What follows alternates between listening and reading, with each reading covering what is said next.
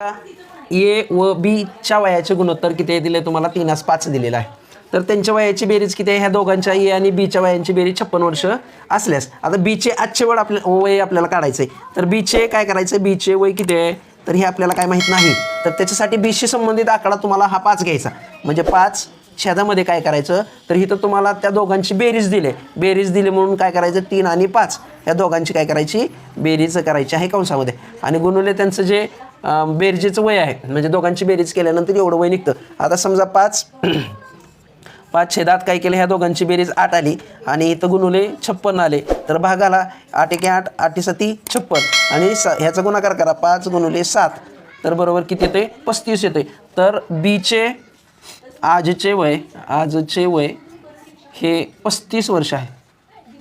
35 वर्ष आहे.